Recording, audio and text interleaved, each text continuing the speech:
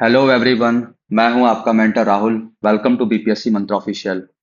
आज हम स्टार्ट करने जा रहे हैं बिहार हिस्ट्री एंड कल्चर।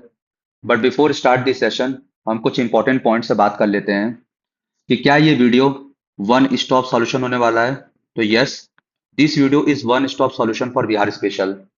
ये वीडियो अपने आप में कंप्रेहेंसिव होने वाला है, टू द पॉइंट होने वाला है और एग्जाम ओरिएंटेड होने वाला है। तो आपको इसके बाहर कुछ नहीं पढ़ना है। अब इसका पीडीएफ कहाँ मिलेगा? तो इसका पीडीएफ हमारे टेलीग्राम के चैनल पे मिल जाएगा, या आप मुझे मेल कर दें, आपको वहां पे पीडीएफ अवेलेबल करवा दिया जाएगा। तो चलिए शुरुआत करते हैं सेशन का। शुरुआत हम क्या करेंगे? तो शुरुआत हम करेंगे एंशिएंट बिहार से। देन आफ्टर हम मूव करेंगे मेडिवल एंड फिर मॉडर्न। तो ये जो वीडियो है वो टू पार्ट्स में आएगा। जिसका पहला पार्ट है उसमें हम टोटल एंशिएंट कवर करेंगे, और जो अगला पार्ट आएगा उसमें हम मेडिवल प्लस मॉडर्न कवर करेंगे। टोटल जो वीडियो का लेंथ रहेगा, टोटल बिहार स्पेशल का including Bihar geography, history, polity and economics, 4 to 5 hour रहने वाला है। इसमें आपका जो बिहार स्पेशल है वो कंप्रेहेंसिवली खत्म करवा दिया जाएगा। तो आपको इसका टेंशन नहीं लेना है, आपको बस फोकस करना है रिवीजन करने में। तो चलिए शुरुआत करते हैं। सबसे पहले आप बिहार का मैप देख लीजिए। क्यों? क्योंकि जब भी मैं किसी लोकेशन का नाम लूंगा तो आपको ये जरूर पता होना चाहिए कि वो हमारे बिहार के किस पोर्शन में है। लाइक ये पूरा होल बिहार है, और इस होल बिहार में लेट अस सपोज कि मैं नाम लेता हूं मुंगेर का। तो आपको पता होना चाहिए कि मुंगेर का लोकेशन है कहां पर। क्या ये वेस्ट में है, क्या ये ईस्ट में है, कि क्या ये साउथ में है, कि ये नॉर्थ में है। अच्छा, आपको ये लोकेशन क्लैरिटी रहेगा तो आधा काम तो यहीं पे आपका हो जाएगा। इसी तरीके से पटना एक इंपॉर्टेंट ट्रेडिंग सेंटर था, तो ये हमें पता होना चाहिए। पश्चिम चंपारण से लेकर किशनगंज तक पता होना चाहिए। किशनगंज किससे बॉर्डर शेयर कर रहा है, पश्चिम चंपारण किससे बॉर्डर शेयर कर रहा है, कैमूर कहाँ पर है, रोहतास कहाँ पर है। Everything, everything about district, everything about nap you should know. तो इसको आप एक बार जरूर देख ले एक सरसरी निगाहों से। आई होप आप देख चुके होंगे। तो चलिए शुरुआत करते हैं सेशन का। जो एंशंट बिहार है उसके अंदर टोटल हम 10 चैप्टर्स पढ़ेंगे। जो सबसे पहला चैप्टर रहेगा वो रहेगा pre historic era, then after Vedic civilization, और इसी तरीके से हम मूव करेंगे और एट लास्ट नालंदा यूनिवर्सिटी पे हम खत्म करेंगे। एक बात और कि जो हम लोग डिस्कशन करेंगे इस सेशन के दौरान, उसमें हम फालतू की बातें नहीं करेंगे, टू द पॉइंट बात करेंगे, बहुत प्रिसाइज तरीके से। जहां मुझे लगेगा समझाना है वहीं मैं समझाऊंगा, जहां मुझे लगेगा फैक्चुअल है वहां मैं बस बता के हट जाऊंगा। क्योंकि ये जो वीडियो है इसको मुझे एक टाइम फ्रेम के अंदर खत्म करना है, और टाइम फ्रेम के अंदर खत्म करने के लिए मुझे जो फालतू की बातें हैं या एक्स्ट्रा इंफॉर्मेशन है जो इम्पोर्टेंट मतलब एग्जाम पॉइंट ऑफ व्यू से उतना इंपॉर्टेंट नहीं है, उस पर डिस्कशन नहीं करेंगे हम। तो चलिए शुरुआत करते हैं आर्कियोलॉजिकल साइट से। देखिए, कुछ बेसिक पॉइंट्स पे पहले डिस्कशन कर लेते हैं कि जो बिहार बिहार हिस्ट्री है उसमें हम लोग किस चीज पे फोकस करेंगे। तो प्रमाण पे फोकस करेंगे कि बिहार का कौन सा ऐसा लोकेशन था जहां पे हमें प्रमाण मिला, लाइक की पैलोलिथिक एज। तो पैलोलिथिक एज का साक्ष्य कहाँ मिला? लाइक जैसे नालंदा हो गया, मुंगेर हो गया, गया हो गया। इसी तरीके से मेसोलिथिक का कहाँ मिला, उसका की साइट्स कहाँ पे था। चालकोलिथिक का कहाँ पे था, न्योलिथिक का कहाँ पे था। गुप्त वंश का अच्छा कोई राजा था तो उसने क्या बताया या उसके इंस्क्रिप्शन में क्या था। मौर्य वंश का कोई राजा था तो उसका कहाँ पर प्रमाण मिला, या उसका कोई आर्टिफैक्ट्स है, या कोई पॉटरी है, या कोई न्यूमिस्मेटिक है। मतलब न्यूमिस्मेटिक का मतलब होता है कॉइन। तो कुछ भी है उसके बारे में हम पूरा होलजम देखेंगे। तो इतना तो आप समझ गए। तो हम किस पे बात करेंगे? हम एविडेंस से बात करेंगे। ये क्लैरिटी होना चाहिए कि हम किसी भी चीज का डिस्कशन करेंगे वो बिहार पॉइंट ऑफ व्यू से ही डिस्कशन करने वाले हैं। तो चलिए शुरुआत करते हैं सेशन का। पैलोलिथिक एज, आई होप आपको पता होगा पैलोलिथिक एज के टाइम में जो मैंस थे वो क्या थे? नॉमेडिक्स, हंटर गैदरर्स थे। नेचर पे टोटली डिपेंड थे, केव में रहते थे। उनका कोई भी एक स्थायी जगह नहीं था जहां पे वो खेती करते थे, जहां पे वो जानवर पाले थे। तो ऐसा कुछ भी नहीं था। उनका जो था वो घुमंतू टाइप के थे। They are hunter gatherers, they are completely depend on nature. ठीक। वो घूमते थे, शिकार करते थे, खाते थे डायरेक्ट कच्चा raw. They it raw food. Raw food क्या बोलूं, रॉ मीट। जानवरों को मारते थे। इनके पास बहुत हाईली टेक्नोलॉजी बहुत नहीं था कुछ शिकार करने के लिए। तो ये रॉ मटेरियल का इस्तेमाल करते थे, रॉ स्टोन का, और उसी से शिकार करते थे। और ये पॉलिश भी नहीं था। They are not very highly polished. ठीक, शार्प नहीं था। तो कुछ ऐसा नहीं था। बस इससे मार के क्या करते थे, मीट ईट करते थे। तो इसी पे इनका रोजी रोटी चलता था। तो हम लोग ये सब डिस्कशन नहीं करेंगे। हम बस ये देखेंगे पैलेलिथिक एज है। Wait a second. Palaeolithic age है, कहां पर मिला, मुंगेर, नालंदा, गया। बस 3 जिला आपको पता चल गया। That's it. Wait a second. तो पैलेलिथिक एज की साइट्स कहाँ है, मुंगेर, नालंदा एंड गया डिस्ट्रिक्ट। इसी तरीके से भीमबान नाम का एक जगह है। ये प्रिसाइज लोकेशन है और कहाँ पड़ता है ये हमारे मुंगेर वाले क्षेत्र में पड़ता है। तो ये कौन सा है, ये एक इंपॉर्टेंट साइट है। किससे रिलेटेड, पैलेलिथिक एज से। तो अच्छा एग्जाम में आ गया कि पैलेलिथिक एज जो हमारा बिहार में था वो कौन सा क्षेत्र था। तो ये हमको पता चल गया है कि मुंगेर था, देन आफ्टर नालंदा था, और इसमें भी प्रिसाइज लोकेशन में पूछ दे तो भीमबांध। इसी तरीके से नालंदा के बाद गया था, गया जहां पे बिबाड है, training centre of BPSC. Mesolithic as में मुंगेर। इस टाइम पे जो मेसोलिथिक का मतलब क्या हुआ, माइक्रोलिथिक, मतलब कि जो स्टोन्स थे, जो हमारे टूल्स थे, वो क्या थे, माइक्रोलिथिक्स थे, मतलब छोटे छोटे small sharp edge stone tools थे इस समय पे। ठीक। और इसका जो हमको प्रमाण मिलता है ज्यादातर, ये हमको साउदर्न बिहार में मिलता है, साउदर्न बिहार सेक्टर में। इसी तरीके से न्योलिथिक एज, चिरांद। इस समय पे खेती स्टार्ट हो गया था। चिरांद मतलब सारण में, चेचर या श्वेतपुर वैशाली में, सेनवर, सेनवार नहीं है सेनवर है, मिसप्रिंट हो गया है, सेनवर जो कि रोहतास में, एंड मानेर इज इन पटना। इस टाइम पे क्या था, तो प्रोमिनेंट बोन टूल्स था। ठीक। इस समय पे हमको एविडेंस देखने को मिला था गेहूं का, राइस का, बार्ले का। तो ये सब कहाँ देखने को मिला था, ये चिरांद में देखने को मिला था। और जो चिरांद है वो कहाँ पर है, चिरांद जो है वो सारण जिले में है। अब इसका लोकेशन हमको अच्छा पता होगा तो हमारे दिमाग में क्लैरिटी बन जाएगा कि भाई पैलेलिथिक एज में तो हम मुंगेर की बात किए थे, इसी तरीके से पैलेलिथिक एज में हम गया की बात किए थे, नालंदा की बात किए थे। बट जब हम मूव किए धीरे धीरे, जब ट्रांजिशन हुआ, तो हम देख रहे हैं कि हमें सिवान में भी प्रमाण देखने को मिला, हमको सारण में भी देखने को मिला, हमको रोहतास में भी देखने को मिला, हमको वैशाली में भी देखने को मिला। तो ये प्रमाण हमको समझ में आया कि कहाँ कहाँ देखने को मिला। तो आई होप आपको समझ में आ रहा होगा। और कोई भी प्रॉब्लम हो आप कमेंट बॉक्स में लिख सकते हो या मुझे मेल कर सकते हो। इसी तरीके से चाल्कोलिथिक एज, चाल्को का मतलब क्या होता है, कॉपर स्टोन एज। इस समय पे कॉपर आ चुका था। तो इसका टाइमलाइन आप देख लो एक बार। मुझे इतना पता है कि आप एंशिएंट हिस्ट्री पढ़ चुके हो, मैं तो उम्मीद लगाता हूँ। अच्छा, आप नहीं भी पढ़े हो तो अभी लास्ट 30 डेज स्ट्रेटजी आने वाला है हमारे चैनल पे, जल्दी ही मैं लाने वाला हूँ, आज या कल भर में आ जाएगा वो भी। तो आप उसको जरूर देखें। उसमें हमारे द्वारा आपको क्या मदद किया जाएगा एग्जाम क्रैक करने के लिए, उसमें हम डिस्कशन करेंगे। Chalcolithic age, same to same age usual, Chirand, Chirand, Chechar, Shwetpur, Senuar, Maner. तो ये तो कॉमन हो गए, इसीलिए ये बहुत आसान भी जाता है याद करना। बट इसमें क्या अलग है, एक सोनपुर हो गया, एक ताराडी हो गया। These are the two place which are in Gaya. Gaya जिला में हमको सोनपुर मिलता है और दाराडी मिलता है। ये दो ऐसा जगह है जहां हमको चाल्कोलिथिक का प्रमाण देखने को मिला। और इसी समय पे क्या देखने को मिला, black and red ware pottery.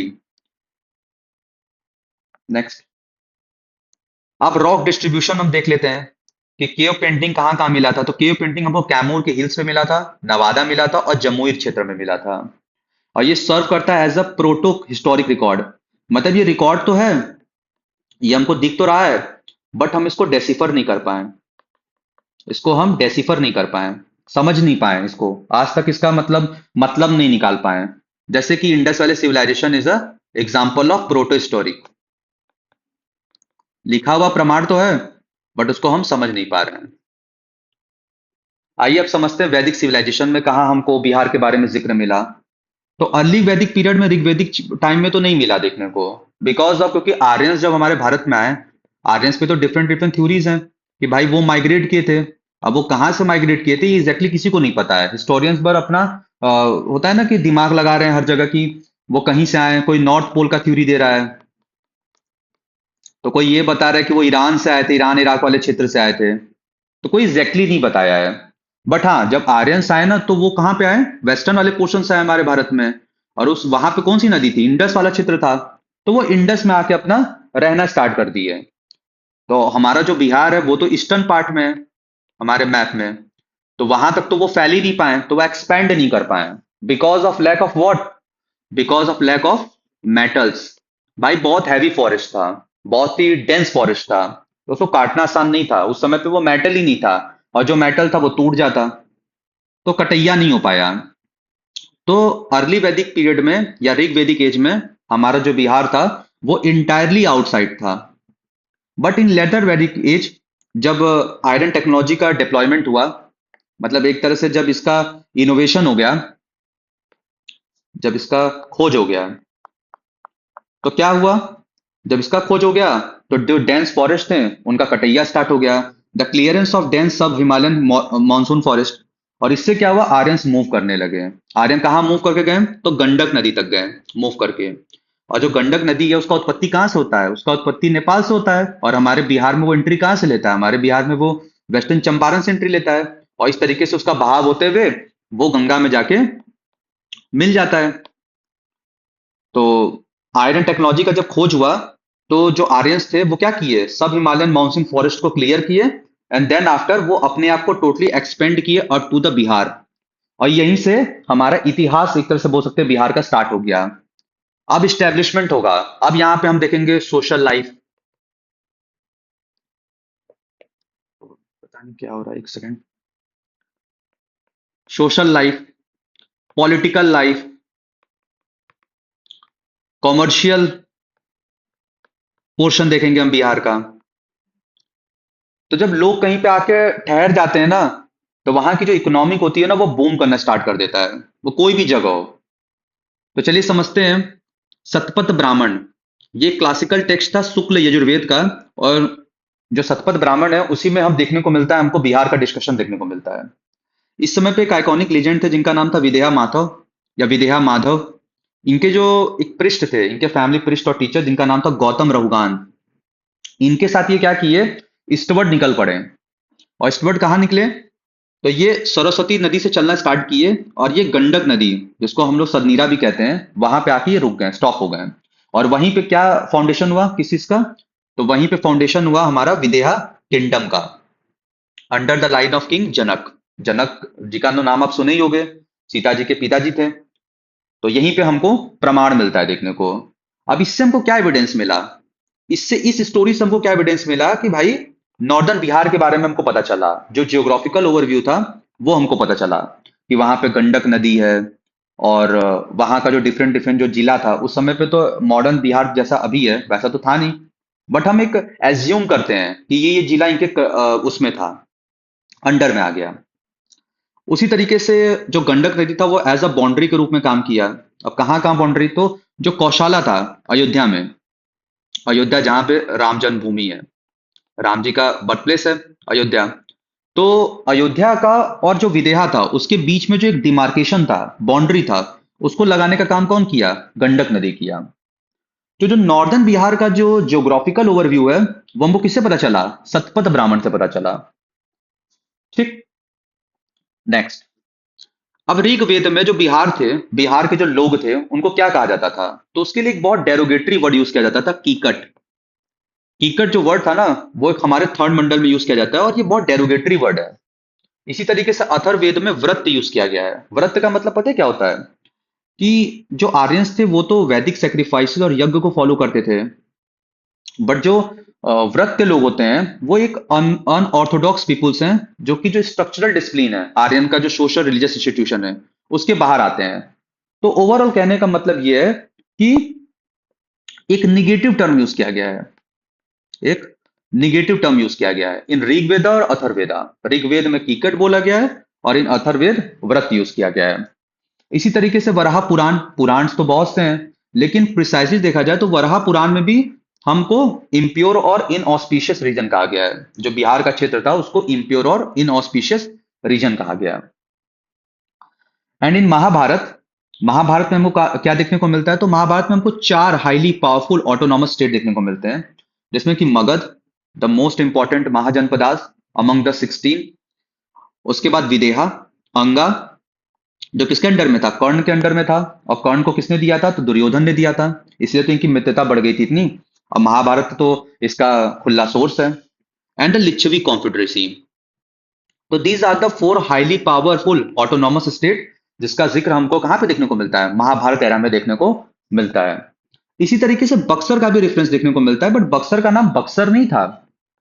उस टाइम पे बक्सर का नाम बक्सर नहीं था, बक्सर का नाम था सिद्ध आश्रम। तो ये हमको पता होना चाहिए कि जो सिद्ध आश्रम था वो किसका नाम था। तो सिद्ध आश्रम आज के मॉडर्न बक्सर का नाम है। और बक्सर जिला तो मैप पे जानते हैं कहां पर है, इसीलिए मैं बार बार हाईलाइट कर रहा हूं कि मैपिंग आपको पता होना चाहिए। कोशिश करूंगा कि इसका एक सेपरेट वीडियो ला दूं, जिसमें मैं मैपिंग आपको याद करवा दूं कि जो टोटल डिस्ट्रिक्ट्स हैं हमारे बिहार में उसको ट्रिक वाइज बता दूं। लेकिन आपको ऐसे याद करना है तो आप बस इतना दिमाग में रखना कि आप पहले इसका जो बॉर्डरिंग है डिस्ट्रिक्ट उसको पहले आप पढ़ो, देन आफ्टर आप कोर में मूव करो, इस तरीके से, जिससे कि आपको अच्छे से याद हो पाए। The sources of history of ancient Bihar. अब चलिए थोड़ा सा और अंदर घुसते हैं। जैसे जैसे वक्त गुजरा, मौर्य वंश आया, तो Ashokan addicts, minor rock edict 1, ये कहां देखने को मिलता है हमको, तो ये सासाराम वाले क्षेत्र में देखने को मिलता है। और सासाराम कहां पर है, रोहतास जिले में है। फर्दर मोर हमको 6 पिलर इंस्क्रिप्शन भी देखने को मिला ऑफ द एम्परर अशोका। कहां पर, बिहार में, लौरिया नंदनगढ़, रामपुरवा और लौरिया अरेराज। जो ये कहां पड़ता है, तो ये हमारे चंपारण वाले क्षेत्र में मिलता है। तो यहां पे हमको पिलर इंस्क्रिप्शन देखने को मिला, प्लस हमको माइनर रॉक एडिक्ट भी देखने को मिला, कहां पर, सासाराम में। जितने भी मॉडर्न स्टेट्स के इंस्क्रिप्शंस थे वो हमको प्राकृत भाषा में देखने को मिले, और वो भी ब्रह्म स्क्रिप्ट में। बहुत ही सिंपल लैंग्वेज था, इजी लोगों को समझ में आ जाता था, इसीलिए प्राकृत भाषा का इस्तेमाल किया जाता था। अब ये पिलर है और उसके बारे में डिटेलिंग है। देखिए हमको ये नहीं जानना है कि पिलर्स में क्या था, बट एक बार मोटा मोटी देख लेते हैं कि फर्स्ट पिलर में हम क्या देखने देखने को मिलता है, हमको धमा के प्रिंसिपल्स। इसी तरीके से सेकंड पिलर में हमको धमा के क्वालिटीज के बारे में पता चलता है कि धमा है क्या, उसके फीचर्स क्या हैं। थर्ड पिलर्स में जो भी सिटीजन्स हैं उनको पता होना चाहिए, अवेयरनेस होना चाहिए, उनका जो सीन्स है, उनका पाप पुण्य, ये सब। फोर्थ वाले में राजुकास की ड्यूटीज। और फिफ्थ वाले में जो एनिमल स्लॉटर्स थे उनके लिए कि मतलब उनको बैन करना, रेगुलेट करना, और कहां पर, स्पेसिफाइड कैलेंडर डेज में। इसी तरीके से सिक्स पिलर में यूनिवर्सल प्रोपोगेशन ऑफ धमा, धमा को फॉलो करने लगे थे जो अशोका थे, वो तो धमा को फॉलो करने लगे थे। आफ्टर व्हाट, आफ्टर कलिंगा युद्ध, after Kalinga war, Kalinga war के बाद वो धमा की पॉलिसी को करने लगे। तो वो प्रमोट भी कर रहे थे बहुत ज्यादा धमा को, और इसी तरीके से उन्होंने और भी रिलीजियस सेक्ट्स को प्रमोट किया। और ये कहां पे जिक्र देखने को मिलता है, सिक्स्थ पिलर में। तो ये इतना इंपॉर्टेंट नहीं है, बस आपको मोटा मोटी पता होना चाहिए ये कहां मिला, ये इंपॉर्टेंट है हमारे बिहार के लिए। तो लौरिया नंदनगढ़, रामपुरवा और लौरिया अरेराज। आप इस वीडियो को 1.25 की स्पीड में देखें। इसी तरीके से कॉइन्स एंड निमिस्मेटिक, पंचमार्क कॉइन देखने को मिला हमारे बिहार में, जिससे हमको क्या पता चला, कॉमर्शियल ट्रांजेक्शन के बारे में। पॉटरी एंड मटेरियल कल्चर देखने को मिला। नॉर्थ ब्लैक पॉलिश्ड वेयर, ये हमारा क्या दिखाता है, तो ये हमारा अर्बनाइज्ड मॉडर्न सिविलाइजेशन दिखाता है, जो मगध के क्षेत्र में था। मगध का क्षेत्र कौन सा था, आप एक तरह से ले सकते हो पटना वाला जो क्षेत्र था, पटना और उसका जो पेरिफेरियल एरियाज था। इसी तरीके से मौर्य के बाद पोस्ट मॉडर्न में कहां देखने को मिला, या एविडेंस क्या कहां कहां देखने को मिला, तो अवसाद इंस्क्रिप्शन गया में मिला। ये जगह पता होना चाहिए कि अवसाद के बारे में आ गया तो पता होना चाहिए कि भाई गया की बात हो रही है। और अवसाद इंस्क्रिप्शन में क्या डिस्कशन हुआ, लेटर गुप्ता पीरियड्स का। इसी तरीके से पाल वंश का भी देखने को मिला। पाल वंश कहां पे थे, पाल वंश हमारे बंगाल क्षेत्र पे था, और बंगाल कहां पे था, बंगाल तो हमारे बिहार से जुड़ा हुआ था ना। तो देवपाल से रिलेटेड है जैसे मुंगेर इंस्क्रिप्शन, नारायण पाल से रिलेटेड है Bhagalpur copper plate inscription, Mahipal से रिलेटेड है नालंदा एंड मुजफ्फरपुर इंस्क्रिप्शन। तो ये जो डिफरेंट डिफरेंट इंस्क्रिप्शन हैं वो किस किस राजा के साथ जुड़े हुए हैं, ये बड़ा इंपॉर्टेंट है। अच्छा मैं मुंगेर इंस्क्रिप्शन बोल रहा हूं और आपको इसका मतलब मैच द कॉलम में आ गया कि नारायण पाल, तो आप इसको गलत कर देना, क्योंकि Munger inscription is related to Devpal, not Narayan Pal. Narayan Pal से तो भागलपुर है कॉपर प्लेट, तो आपको इस तरीके से क्वेश्चन का टैकल करना है, और मैं इसका एमसीक्यू भी सेशन लेकर आऊंगा आने वाले टाइम में। अब हम देख लेते हैं मॉडर्न एडमिनिस्ट्रेटिव क्या क्या था। तो मॉडर्न एडमिनिस्ट्रेटिव को समझना है, wait a second, I think ये गलत हो गया है, ये ये गलती से मिसप्रिंट हो गया है। ये मेडिवल टाइम का है, जो विजारत है ऑरिजिन, ठीक। तो ये हमको नहीं पढ़ना है, हमको गोपा पढ़ना है और स्थानिका पढ़ना है। तो these are the micro administrative terminology जिसको हम इस्तेमाल करते हैं, like gopa is used for rural accountant, जिसके जो उनका काम क्या था, लैंड रिकॉर्ड को मेंटेन करना, सेंसस डाटा को मेंटेन करना। 10 से लेके 15 विलेजेस को ये देखते थे। इसी तरीके से स्थानिका का क्या काम था, तो ये एक टैक्स एडमिनिस्ट्रेटिव ऑफिसर थे। इनका काम था लार्जेस्ट सब डिवीजन और डिस्ट्रिक्ट ब्रांच को देखना विद इन अ प्रोविंस। तो ये तो हम जानते हैं कि जैसे कोई एक राज्य हो गया, तो सबसे पहले तो प्रोविंस आता था, उसी तरीके से नीचे नीचे होते होते हम डिसेंट्रलाइज फॉर्म में एकदम ग्राउंड लेवल पे जाते थे, विलेज तक जाते थे, ग्राम तक। उसको भी कोई ना कोई रेगुलेट करता था, हर किसी को कोई ना कोई रेगुलेट करता था। जैसे सूबा, सूबा किस चीज को रेगुलेट करते थे, ये आप कमेंट बॉक्स में जरूर बताएं। आइए थोड़ा देख लेते हैं हम non religious indigenous literature and micro philosophical chronicles. अब मेजर लिटरेरी वर्क किसके द्वारा, कौन ऑथर था, कौन कंपाइलर था, और अच्छा कुछ उसमें इंपॉर्टेंट पॉइंटर्स है तो उसके बारे में हम डिस्कशन कर लेते हैं। लाइक अर्थशास्त्र वॉज रिटन बाय कौटिल्य, या चाणक्य उनको बोल सकते हैं, या विष्णुगुप्त, इनके अलग अलग नाम थे, और इनको इंडिया मैकियावेली कहा जाता है। इंडियन मैकियावेली क्यों कहा जाता है, तो मैकियावेली कौन थे, एक इटालियन डिप्लोमेट थे। तो ये भी तो एक डिप्लोमेट ही थे। नंदा वंश को खत्म कराने में इन्हीं का हाथ था, क्योंकि उन्होंने अपमान किया था, धनानंद ने अपमान कर दिया था चाणक्य का, और इसी के क्रोध में, उसी के आक्रोश में उन्होंने किसको खड़ा किया, उन्होंने चंद्रगुप्त मौर्य को खड़ा किया। तो ये तो स्टोरी आप जान ही रहे होगे। तो कोई पूछ दिया, या एग्जामिनर पूछ दिया कि इंडिया मकियावेली किसको कहा जाता है, तो कौटिल्य को कहा जाता है। इसी तरीके से Indica was written by Megasthenes, Milind Panho was written by Nagsen, Buddha Charit, Buddha नाम से समझ में आ रहा है कि बुद्ध जी के बारे में, अश्वघोष, प्रज्ञ पारामित नागा अर्जुन जी के द्वारा लिखा गया है। और नागा अर्जुन इसमें क्या बताए हैं, इसमें शून्यवाद की थ्योरी को इन्होंने डिफाइन किया है, ठीक, theory of emptiness and void. Lalit Vistar एक कंपाइल्ड टेक्स्ट था, related to what, related to Mahayana branch of Buddhism. इसी तरीके से महावंश एंड दीपवंश, तो Mahavansh was written by Mahanam Thera. Deepvansh का तो बहुत से राइटर्स थे, तो इनका कोई एक सिंगल ऑथर नहीं है, बट हाँ Mahavamsa was written bye Mahanama थेरा। अब ये क्या था, तो इसमें history of the king of Sri Lanka, Sri Lanka के जितने भी राजा थे उनके बारे में बताया गया है महावंश और दीपवंश में। Jataka tale related to Buddhist follower, Kirti Lata and Kirti Pataka written by what, written by hmm, Vidyapati, और किस भाषा में था, अवहाट भाषा में था। और ये किस जगह के बारे में बताता है, तो ये सोशियो कल्चरल फ्रेमवर्क प्रोवाइड कराता है मेडिवल मिथिला और जौनपुर वाले क्षेत्र का। वर्ण रत्नाकार ज्योतिश्वर ठाकुर, ये भी किस भाषा में है, मैथिली भाषा में था, और ये तिरहुत वाले क्षेत्र का के बारे में बताता है। और जो तिरहुत वाला क्षेत्र था वो कहाँ पे था, इसको आप गूगल में जरूर सर्च करें, और सर्च करके आप कमेंट बॉक्स में इसका आंसर दें।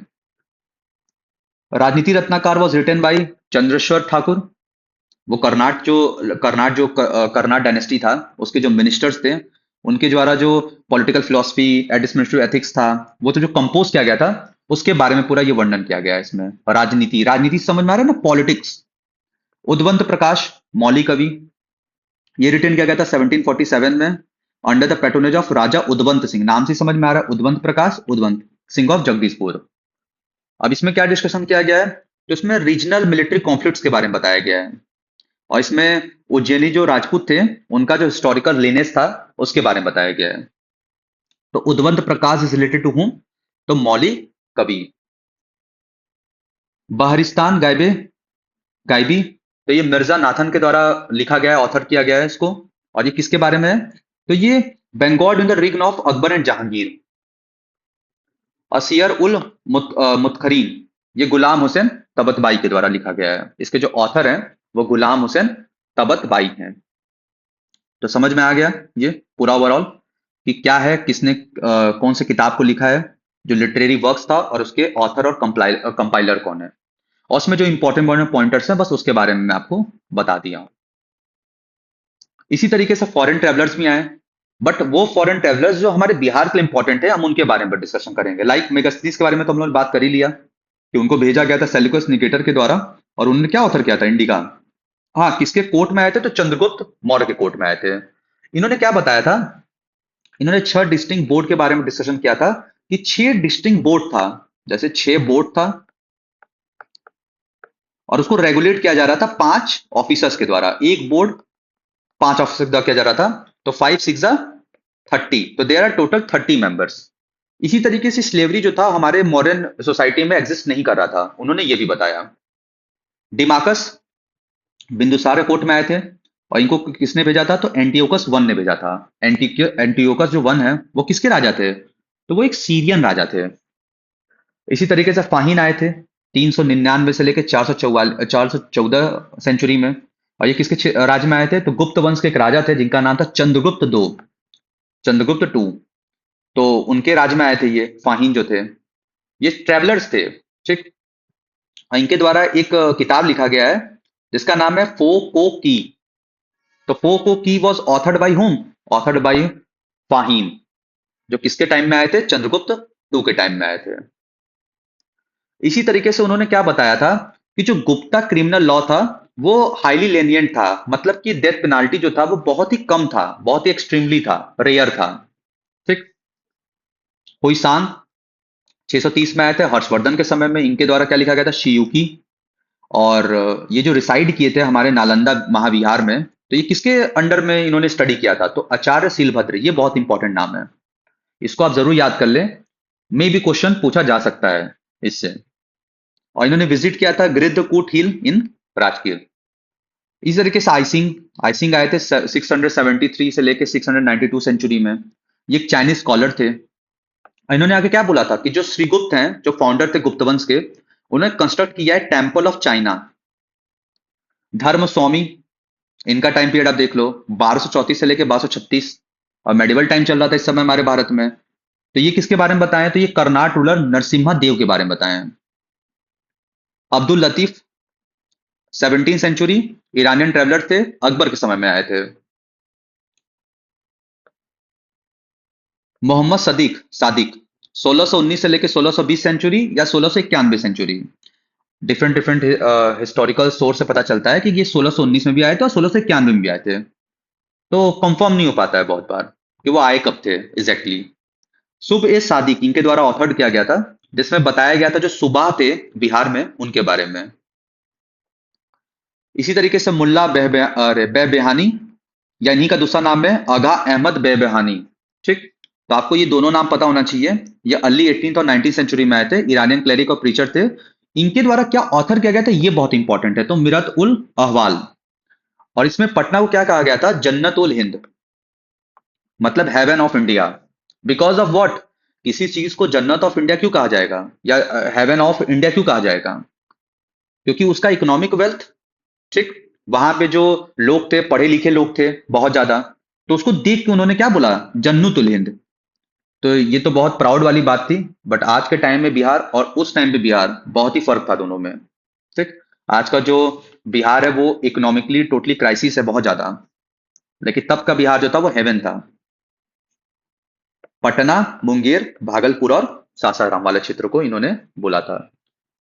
तो आप उम्मीद है समझ गए होंगे ट्रेवलर्स नेम्स और उनके जो कोर्ट लिंक्स थे, जो उनका क्रोनोलॉजी था, उनके द्वारा क्या हिस्टोरिकल डाटा या रिकॉर्ड दिया गया था, ये आपको याद हो गया होगा। इसी तरीके से यूरोपियन कॉमर्शियल ट्रैवलर्स थे 16 टू 17 सेंचुरी। राल फिच अकबर के समय में आए थे। कब आए थे, बिहार में 1585 से लेके 1587 में। इसी तरीके से पीटर मुंडी थे जो 1628 से लेके 1634 में आए थे, और ये कब विजिट किए थे पटना में, 1632 सेंचुरी में, during the time of Shahjahan. Tavernier, ये एक फ्रेंच मर्चेंट और जेवलर थे, और ये औरंगजेब के टाइम में आए थे, और इन्होंने सॉल्ट पीटर के बारे में बताया था। तो जो भी आया था ये तो आते ही थे किस लिए, अपने इंटरेस्ट में आते थे। ये बताते थे कि भाई फला फूरा मतलब जगह है बहुत ज्यादा। जॉन मार्शल एक कॉमर्शियल एजेंट थे, और कॉमर्शियल एजेंट को ही जो ब्रिटिशर्स थे वो फैक्टर्स कहते थे उनको। ये भी टर्म यूज किया जाता है फैक्टर्स। तो फैक्टर्स बोल सकते हो या कॉमर्शियल एजेंट बोल सकते हो आप। तो जॉन मार्शल आए थे, और ये कब आए थे, जब हमारे बिहार में फेमाइन आ गया था। तो इस समय पे इन्फ्लेशन बढ़ गया था, लोकल ट्रांसपोर्ट डैमेज हो गया था, ब्रेकडाउन हो चुका था। तो उसके बारे में इन्होंने बताया था, जॉन मार्शल। टाइमलाइन क्या था, 1670 से लेकर 1672। बर्नियर आए थे। बर्नियर भी एक फ्रेंच ट्रेवलर थे जो पटना में विजिट किए थे, और किसके समय में किए थे, जान निसार खान के समय में किए थे। तो आई होप आपको ये पता चल चुका होगा कि राल्फिच, अकबर, पीटर मुंडी कब आए थे, शाहजहां के समय में आए थे 1632 में। टैवर्नियर ये आए थे हमारे भारत में औरंगजेब के समय में। जॉन मार्शल जब फैमाइन आया था, और then after Bernier 17th century में, जिन्होंने डिस्क्राइब किया था socio economic condition of Bihar. और किसके टेनोर में आए थे, तो जान निसार खान के समय में आए थे। अब चलिए देखते हैं राइज ऑफ महाजनपदास। तो 6 सेंचुरी में, जब 6th सेंचुरी बीसी चल रहा था, तो उस समय पे सेकेंड अर्बनाइजेशन हुआ। कहाँ पे हुआ, मिड गंगा प्लेन्स में। हमारा जो बिहार है वो प्लेन पे ही तो है। तो इस समय पे बहुत चीजों का डिस्कवर हुआ, बहुत चीजें, जैसे कॉमर्शियल एक्टिविटी जो था वो बूम किया, पॉलिटिक्स स्टार्ट हो गया।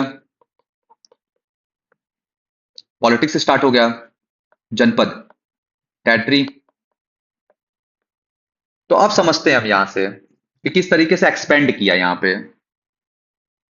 तो टोटल देयर आर टोटल 16 महाजनपदास, जिसमें कि जो 3 महाजनपदास थे वो हमारे बिहार से बिलोंग करते हैं। अब वो कौन कौन से थे, तो वज्जी, मगध और अंगा। वज्जी जो था उसका जो कैपिटल था वो वैशाली था, और जो प्रेजेंट एरिया है वो मुजफ्फरपुर, वैशाली, चंपारण सेक्टर है, प्लस आपका दरभंगा वाला क्षेत्र है। इस तरह से Magadh capital Giriraj, Rajagiri, present area Patna, गया और नालंदा। अंगा का कैपिटल क्या था, चंपा, प्रेजेंट एरिया भागलपुर और मुंगेर डिस्ट्रिक्ट। अब इनके बारे में है थोड़ा अंदर तक। वज्जी जो यूनियन था ये रिपब्लिकन पियोनियर है। क्यों इसको रिपब्लिकन पियोनियर कहा जाता है, क्योंकि जो हमारा वज्जी वाला क्षेत्र था, जो इसमें वज्जी के अंदर ना असल में बहुत कॉन्फेडरेसी था। उसमें 8 क्लैंस था टोटल। 8 क्लैंस के समूह को हम टोटल वज्जी यूनियन कहते थे। इसमें कौन कौन थे, तो जो इंपॉर्टेंट वाले थे, लिच्छवी और वैशाली, विदेहा ऑफ मिथिला, इनके बारे में तो देख लिए, ज्ञानेत्रिका ऑफ कुंडग्राम, महावीर इसी से बिलोंग करते हैं। तो ये बहुत प्रोमिनेंट था। और जो कैपिटल था लिच्छवी का वो क्या था, वैशाली था। अब ये किसका बर्थ प्लेस है, तो वर्ल्ड का पहला रिपब्लिक का बर्थ प्लेस है। यहाँ पे लोग चॉइस करते थे राजाओं को। रिपब्लिक का मतलब तो यही होता है। और इसको फाउंड किसके द्वारा किया गया था, तो किंग विशाल के द्वारा। मगध सबसे ज्यादा पावरफुल, सबसे ज्यादा बोल सकते हो आपकी पूरे 16 महाजनपदाज में जो सबसे शक्तिशाली था वो मगध था। अब क्यों था, because of geopolitical advantage. 4 hills के द्वारा इसको घेरा गया था, मतलब 4 हिल्स के बीच में ये था। प्लस इसको जो सपोर्ट था वो रिवर्स का भी था, और प्लस इसको जो सपोर्ट था वो आयरन ओर का, और प्लस एलिफेंट्स का भी था। तो मगध जो था वो बहुत शक्तिशाली था। अब कौन कौन हिल्स था, तो रत्नागिरी, विप्लांचल, वैभव, सोनागिरी, उदयगिरी। तो दीज आर द हिल्स जो इसको इंटरलॉक किए हुए थे।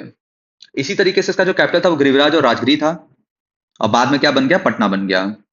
रिवर लाइक गंगा, सोन, गंडक इसको एक नेचुरल सिक्योरिटी प्रोवाइड कर रहे थे, ट्रांसपोर्टेशन सिस्टम प्रोवाइड करा रहे थे, एक एक्सीलेंट ट्रेड लाइंस प्रोवाइड कर रहे थे। Alluvial soils yield high crop returns, access to Chota Nagpur forest. और इससे क्या फायदा हो रहा था, इनको आयरन ओर प्रोवाइड हो रहा था। जो हमारा झारखंड वाला क्षेत्र है, छोटा नागपुर बेल्ट जो है, वहां पे तो नेचुरल रिसोर्स ही मिलता है। और इससे क्या फायदा हुआ, इससे फायदा हुआ कि यहाँ से इनको आयरन ओर मिल गया। अब आयरन मिल गया तो समझ जाओ कि अब आयरन मिलने का मतलब क्या हुआ, कि इनके पास वीपन है, और वीपन है तो ये किसी पे भी अटैक करके उस क्षेत्र को अपने में एनेक्स कर लेंगे। प्लस इनके पास वॉर एलिफेंट्स भी था मिलिट्री कैंपेन्स के लिए। तो जियोपॉलिटिकल एडवांटेजेस बहुत था मगध के पास। इसी तरीके से अंगा, अंगा मैरीटाइम और ट्रेड कोर था, जिसका जो कैपिटल था वो क्या था, चंपा था, जिसको मालिनी भी कहते हैं, और यहीं पे चंपा नदी भी था। तो अंगा किस लिए फेमस था, अंगा is famous for their maritime and trade course, trading के लिए फेमस था।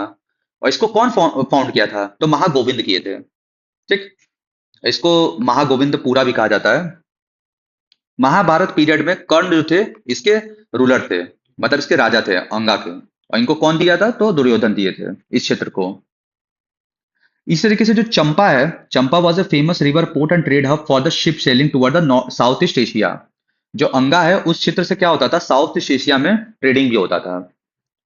लेकिन ब्रह्मदत्त के समय में, during the time of Brahmadatta, ये जो पूरा किंगडम था, अंगा जो था क्षेत्र पूरा, उसको क्या कर दिया गया, उसको एनेक्स कर लिया गया बाई मगध। और किसने किया था, बिंबिसारा ने किया था। बिंबिसार जो थे वो हर्यक वंश के राजा थे। अब चलिए समझते हैं dynastic history of Magadh empire. अब इसमें हम मगध एम्पायर के बारे में पढ़ते हैं, क्योंकि जो सबसे ज्यादा इंपॉर्टेंट था वो मगध एम्पायर ही था।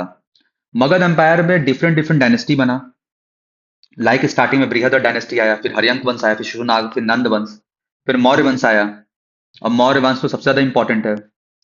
तो बृहद रथ जो डायनेस्टी था उसको फाउंड किया गया था बृहद रथ के द्वारा। और इसके जो सबसे मोस्ट इंपॉर्टेंट जो राजा थे, किंग थे, वो जरासंध थे।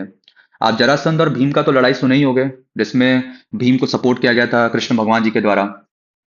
और इसका जो फाइनल सक्सेशन था बृहद डायनेस्टी का, रिपुंजय नाम के एक राजा थे जो कि इसके लास्ट रूलर थे, और इनको मार दिया गया। और इनको मारा किसके द्वारा गया गया था? पुलिक के द्वारा। तो अब जो पूरा इतिहास है उसमें तो यही हुआ है, कोई ना कोई किसी ना किसी को मारा है और मार के गद्दी पे बैठा है। तो स्टार्टिंग तो यहीं से हो गया। अब रिपुंजय को किसने मारा? पुलिक ने मारा। पुलिक को किसने मारा? भट्टी ने मारा। और भट्टी क्या किए? अपने बेटे बिंबिसार को गद्दी पे बैठा दिए। और तभी से स्टार्ट हुआ हरियंक वंश। तो जो हरियक वंश है ना, वो सबसे मोस्ट इंपॉर्टेंट डायनेस्टी है अमंग द मगध। यहीं से स्टार्ट हुआ मेनली। तो चलिए देखते हैं हरियंक वंश कब आया। 544 से लेकर 412 तक चला टोटल, इतना टाइमलाइन था इसका। और इसमें डिफरेंट डिफरेंट किंग्स आए, लाइक बिंबिसार, अजातशत्रु, उदयन। तो ये तीन जो सबसे हैं, सबसे मोस्ट इंपॉर्टेंट है। और उसके बाद ये वंश भी जो है वो ढह गया। हरियंक जो लाइन है उसको हम पेटिसाइडल डायनेस्टी भी कहते हैं। अब इसको पेटिसाइडल डायनेस्टी क्यों कहते हैं? क्योंकि इसके जो रूलर्स थे, उन्होंने जो गद्दी मतलब जो गद्दी पे बैठे वो अपने पिता को ही मार के बैठे, एसिसिनेट करके। लाइक बिंबिसार को अजातशत्रु ने मारा, अजातशत्रु को उदयन ने मारा। अब बिंबिसार के बारे में जानते हैं। बिंबिसार जो कि 544, मतलब यही क्या थे, इन्होंने ही डाला था हरियक वंश को। 544 से लेके 492 BC. He is a true architect of imperial Magadh who assumed the power of at the age of 15 years. इतना इंपॉर्टेंट नहीं है। इनका जो स्ट्रेटजी था ना, इनका मैट्रिमोनियल वाला स्ट्रेटजी था कि ये क्या करते थे, शादी करके अपना जो बॉर्डर्स था उसको एक्सपेंड करते थे। लाइक इन्होंने कौशला देवी से शादी किया, कौशाला देवी से, और इनको काशी मिल गया एज अ दौरी के उसमें। शेलाना से शादी की है, छेलना छेलना से। ये लिच्छवी लिच्छवी चीफ चेतक की क्या थी? डॉटर थी। इसी के शेमा से शादी की है ये, पंजाब वाले क्षेत्र में। तो इन्होंने क्या किया, इन्होंने मैट्रिमोनियल अलायंस करके अपना जो किंगडम था उसको एक्सपेंड किया। ठीक, लाइक काशी इनको मिल गया, इनका व्यवहार अच्छे अच्छे जगह पे हो गया।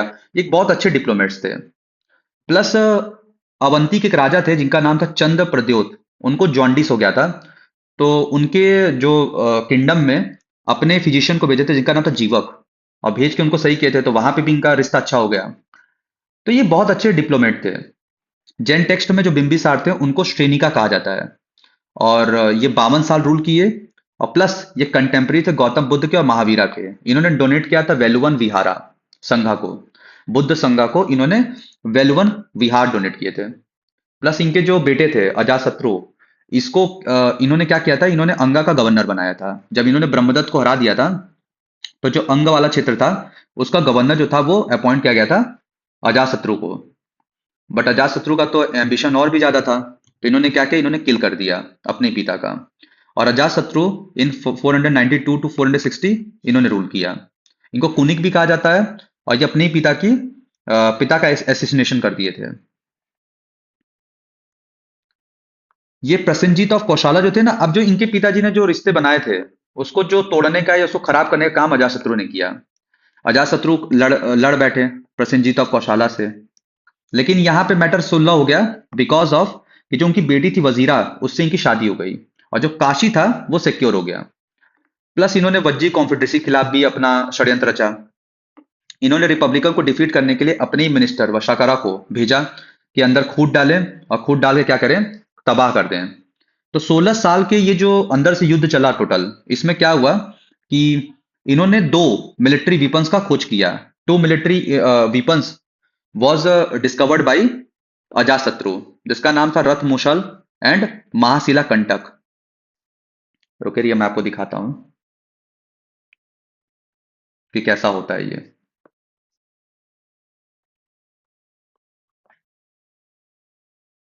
अजात शत्रु weapons.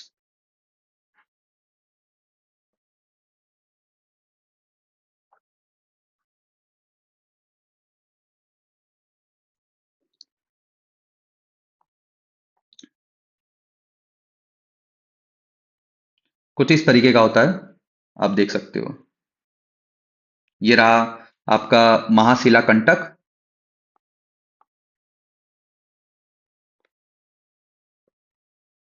तो आपको देख के समझ में आ गया होगा।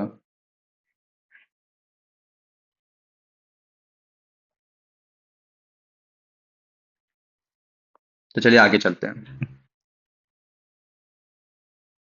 अब क्या बोला गया है, ये जो थे ना इन्होंने मतलब डिप्लोमेसी अच्छा नहीं किया।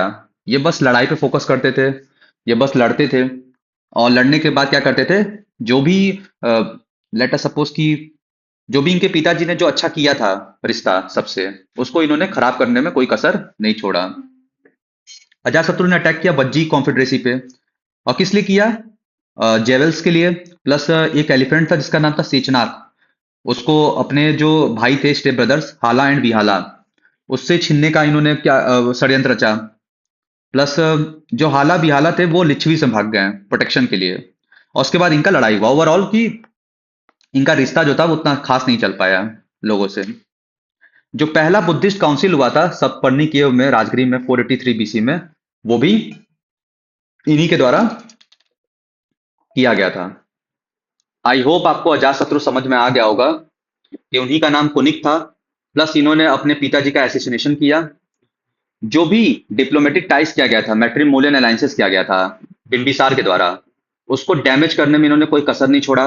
इन्होंने वज्जिक कॉन्फेडरेसी को तोड़ने के लिए वसाकरा को भेजा। प्लस इनके द्वारा दो मिलिट्री वेपन्स का भी खोज किया गया जिसका नाम था रथ मुशाल और महाशिला कंटक। एग्जाम में ऐसे ही पूछा जा सकता है ना कि रथ मुशाल जो था वो किसके द्वारा मतलब खोज किया गया था, ये एक वेपन है मिलिट्री वेपन, तो अजातशत्रु के द्वारा किया गया था। और ये क्या है, एक रोटेटिंग ब्लेड्स है। इसी तरीके से महाशिला कंटक एक लार्ज स्टोन कैटापल्ट है, इसका तो इमेज भी मैं आपको दिखा दिया हूं। इन्होंने अपने स्टेप ब्रदर से भी अटैक किया हाला और बिहाला पे। और किसके लिए किया, एक हाथी के लिए किया जिसका नाम था सेचनाथ। जो हाला एंड बिहाला थे वो तो लिच्छवी भाग गए।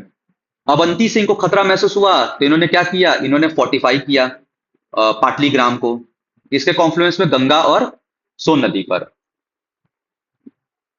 कि ये देख सके वज्जी ट्रुप्स के मूवमेंट को। तो this is all about Ajatashatru. फिर उनके बेटे आए उदयन। उदयन ने क्या किया, सबसे पहला काम उन्होंने किया कि राजगृह से पाटलिपुत्र अपना कैपिटल शिफ्ट कर दिया। और क्यों किया, क्योंकि पाटलिपुत्र जो था एक स्ट्रेटेजिक प्लेस था। भाई इसको सहारा किसका मिला हुआ था, गंगा का, सोन का, गंडक नदी का, इसी के कॉन्फ्लुएंस पे था। तो कोई भी ट्रुप्स मूवमेंट होता था तो ये देख लेते थे आराम से, उसको मॉनिटर कर पाते थे वहां से। तो पाटलिपुत्र जो था एक बहुत स्ट्रेटेजिक प्लेस था, लोकेशन था। जैनिज्म जो था, इन्होंने जैनिज्म को फॉलो किया। अभी तक हम लोगों ने क्या देखा कि जो इनके पिताजी थे वो बुद्धिज्म को फॉलो किए हैं, बट इन्होंने जैनिज्म को अपनाया। बुद्धिज्म के टेक्स्ट के हिसाब से इनके तीन बेटे थे, अनिरुद्ध, मुंडक और नागदशक। और नागदशक जो था वही गद्दी पे बैठा और उसी को हटा दिया गया उसी के मिनिस्टर के द्वारा, इसका नाम था शिशुनाग। शिशुनाग जो था वो क्या था, गवर्नर था वाराणसी का। और लोगों के द्वारा इनको चॉइस किया गया और नागदशक को इन्होंने रिमूव कर दिया। इन्होंने क्या किया, वैशाली को अपना सेकेंडरी कैपिटल बनाया। और जो इनका मेजर अचीवमेंट था, इन्होंने एनेक्स किया अवंती वर्धन को, जो कि अवंती है, अवंती किंगडम, इसको इन्होंने अपने में मिला लिया मगध में। प्लस इन्होंने वत्स और कौसंबी को मिलाया। कौसंबी में, कौसंबी का ही वत्स था, ये दोनों एक ही है, this are the same place, capital है। तो इन्होंने कौसंबी को मिलाया अपने में, इन्होंने अवंती को मिलाया, अवंती किंगडम को।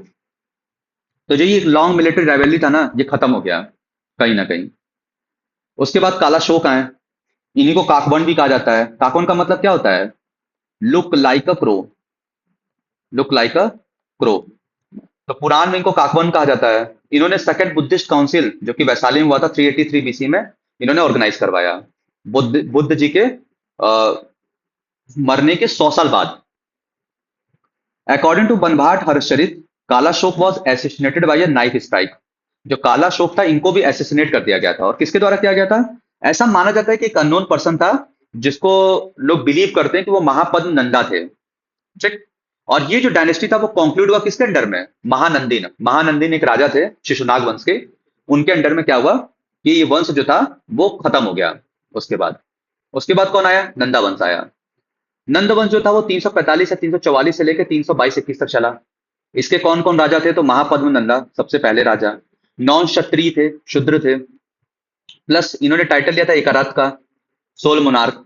मतलब ये क्षत्रिय नहीं थे, बाई कास्ट वाइज ये क्षत्रिय नहीं थे, ये शूद्र थे। दैट्स वाई कि ये क्षत्रिय से थोड़ा बहुत इनको इशू भी था। जैसे कि इन्होंने टाइटल दिया है डिस्ट्रॉयर ऑफ ऑल क्षत्रिय का, अपरशुराम का, मतलब ही इज द सेकंड परशुराम, ये ऐसा मानते थे अपने आप को। पुराण के अकॉर्डिंग और बुद्धिस्ट टेक्स्ट के अकॉर्डिंग इनको उग्रसेन भी कहा जाता है। इन्होंने कलिंगा पे अटैक किया था और वहां से इन्होंने क्या किया था? जैन तीर्थंकर जीन के स्टैचू को वो एज अ विक्ट्री ट्रॉफी के रूप में लेकर आए थे। प्लस इन्होंने वहां पे कैनल नेटवर्क बनाया था, कैनाल नेटवर्क्स। और इसका जो प्रमाण मिलता है वो हमको कहाँ मिलता है? इसका प्रमाण हमको हाथी गुम्फा इंस्क्रिप्शन ऑफ खारवेल में मिलता है। जो खारवेल का हाथी गुम्फा इंस्क्रिप्शन था उसी में हमको ये मिलता है। तो इन्होंने क्या किया था? इन्होंने अपने एम्पायर को एक्सपेंड किया, पंचाल को हराया, इक्ष्वाकु को हराया, काशी को, अश्माक को, मिथिला को। और इस क्षेत्र पे इन्होंने क्या किया? अपना दबदबा बनाया। इस क्षेत्र पे इन्होंने फैलाया अपने किंगडम को, एक्सपेंड किया। इन्हीं का जो कंटेम्प्रेरी था वो कौन था? पाणिनि था। पाणिनि इनके कंटेम्प्रेरी थे। देन आफ्टर इनके जो 8वें बेटे थे जिनका नाम था धनानंद, वो आए गद्दी पे बैठे। और वो जब आए ना तो वो बहुत टैक्स वैक्स लेने लगे, अपने सब्जेक्ट से बहुत टैक्स लेना स्टार्ट किए। इन्होंने क्या किया कि इन्होंने 2 लाख की इन्फेंट्री, 20,000 कैलरी, 2,000 कैरियर्स और 3,000 हाथी इन्होंने मेंटेन किया इतना, अकॉर्डिंग टू ग्रीक राइटर्स।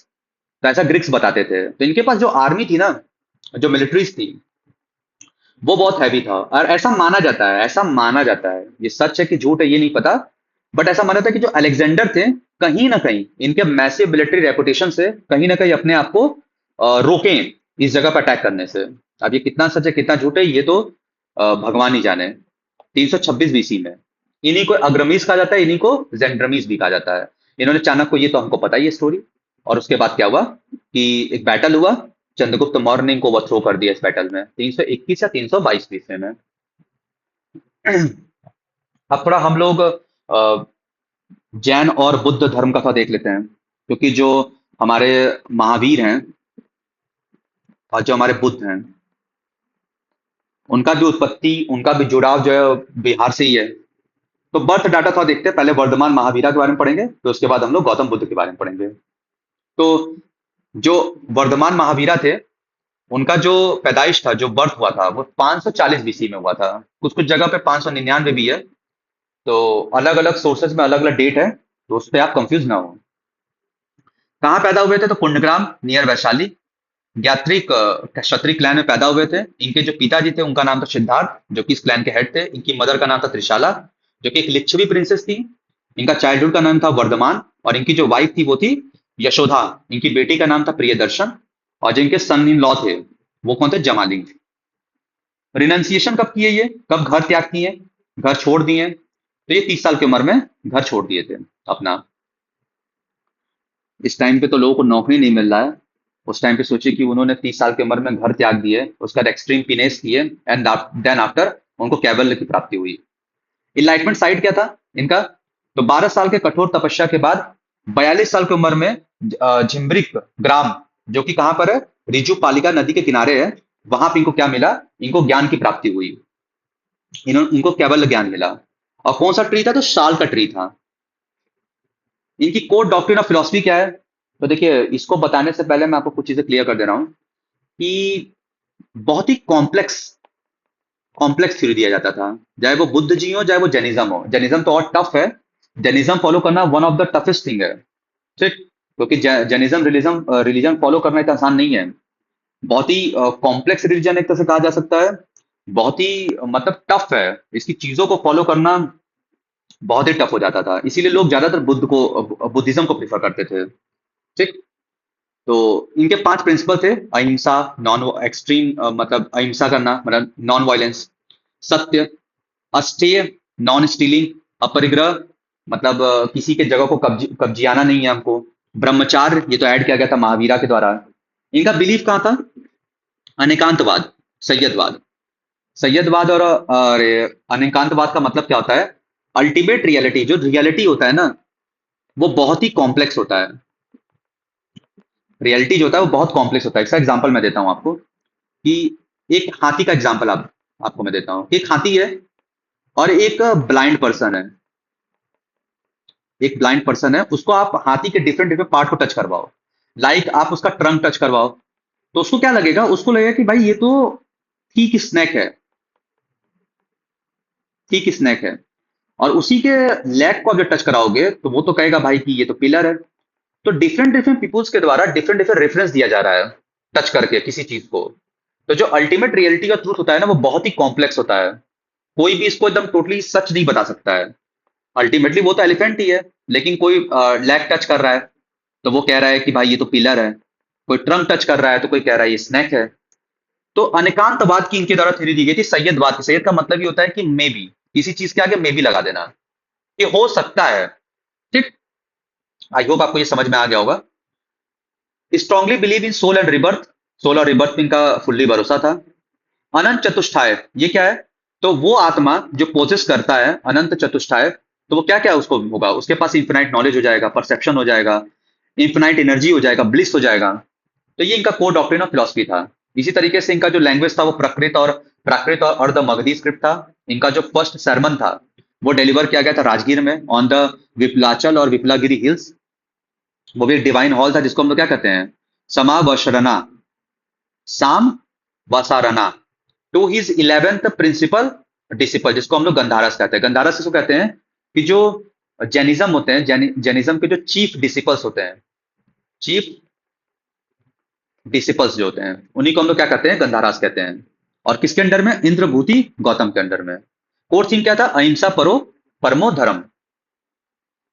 तो ये याद रखना है कि कहाँ पे इनका सरमन दिया गया था इनके द्वारा, और कितने लोग अटेंड किए थे। तो कितने लोग थे? 11 प्रिंसिपल चीफ्स थे, डिसिपल्स थे। निर्वाण डेथ साइट क्या था?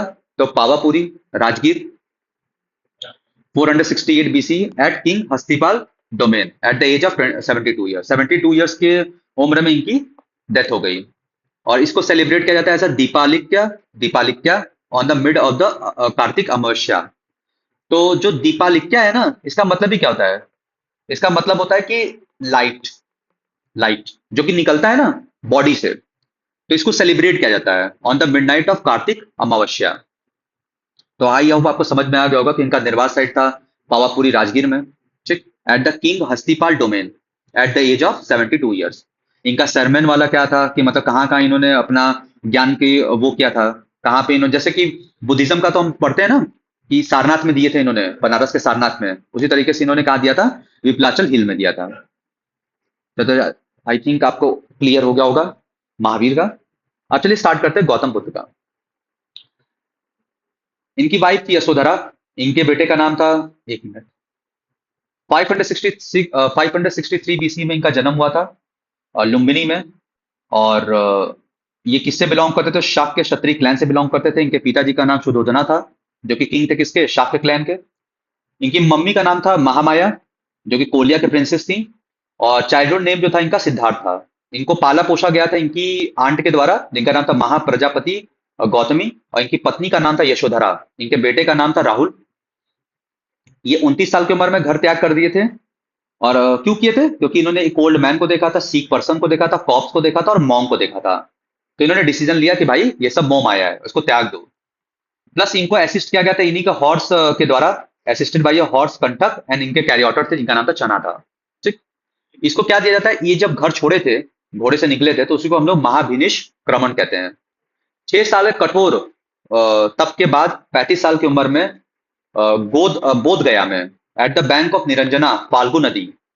वो भी पीपल का ट्री था, उनके में कौन था? साल का ट्री था। नदी कौन सा था? रिजु पालिका था। इनके में कौन था? फाल्गु नदी था। देख लीजिए आप फर्क इसको समझ लीजिए। ये क्या था? झिम्बिक ग्राम था। ये कहा? बोध गया। तो इन्होंने अचीव किया बोधि या निर्वाणा, जिसको टर्म दिया जाता है तथागत और बुद्धा। तब से इनको बुद्ध कहा गया। प्लस इनका कोर डॉक्ट्रिन ऑफ फिलॉसफी क्या था? तो इनका 4 नोबल ट्रूथ था। दुख, समुदय या क्रेविंग कर सकते हैं आप, जो होता है ना लालच, ये सब चीजें छोड़ देना है हमको। ठीक। जो क्रेविंग होता है ना, उससे हमें बाहर निकल जाना है। निरोध और निरोध गामिनी प्रतिपद। 8 फोल्ड पाथ था, जिससे कि हम इस चीज को अचीव कर सकें, दुख को खत्म कर सकें। तो अष्टांगिका मार्ग था इनका, 8 था टोटल। और इन्होंने तो मध्यम मार्ग भी अपनाया था, मिडिल पाथ। तो क्षणिकवाद, इम्परमानेंस का इनका वो था, थ्योरी था, फिलॉसफी था। अनंत अनात्मावाद था, मतलब परमानेंट सोल पे भरोसा नहीं करते थे ये, जबकि ये किस पे भरोसा करते थे? सोल पर, रिबर्थ पे, जो महावीर थे। कॉम्बिनेशन ऑफ फाइव स्कंटिक। Pratitya Samutpada, cause and effect, rejection of God and authority of Vedas. Pali भाषा में इनका वो था, जैसे कि इनका जो प्रीचिंग लैंग्वेज था वो प्राकृत था, इनका पाली था, जिससे कॉमन लोग ज्यादा से ज्यादा समझ पाए। प्लस इनका जो मैक्सिमम जो सरमन था वो कहाँ पर हुआ था? डिलीवर्ड श्रावस्ती में। ये इंपॉर्टेंट पॉइंटर है, इसको आप याद कर लीजिए। इन्होंने जो पहला सरमन दिया था वो कहाँ पे दिया था? प्रवचन जिसको कहते हैं हम लोग, सारनाथ में दिया था इन्होंने, ऋषि पटन में, अपने 5 मॉन्क के साथ इन मृगदेव, मृगदव मतलब कि डियर पार्क है ना वहां पे सारनाथ में, वहीं पे इन्होंने दिया था। जिसको हम लोग टर्म करते क्या, जिसका नाम है धर्म चक्र परिवर्तन, उसको हम लोग टर्म देते हैं कि Dharma Chakra Parivartan related to what? Related to sermon of Buddha. Inspired by the Sujata of Bakraur offering him kheer. देखिए इंस्पायर नहीं हुए थे, असल में जब ये बोध गया में एक्सट्रीम पीनेस कर रहे थे, तो जो ये जो सुजाता थी, ठीक, इन्होंने क्या किया था? इन्होंने खीर ऑफर कर दिया था इनको, जिससे कि इनका जो पीनेस था वो टूट गया था, ठीक, भंग हो गया। तो इन्होंने क्या किया? इन्होंने मध्यम मार्ग को अपनाया, मध्यम मार्ग को फॉलो करना स्टार्ट किया। कुशीनगर यूपी में इनकी मृत्यु हो गई 80 साल की उम्र में। और जो कुशीनगर था वो क्या था? मल्ला महाजनपद में आता था। और मरे कैसे थे? असल में इनको डिसेंट्री हो गया था। असल में चुंदा थे, एक ब्लैक स्मिथ, उन्होंने इनको सर्व किया था। और माना जाता है ऐसा कि सर्व इन्होंने पॉर्क किया था, और उसमें से क्या हुआ? इनको डिसेंट्री हो गया, जिससे इनकी मृत्यु हो गई। इसी को महापरिनिर्वाण कहते हैं।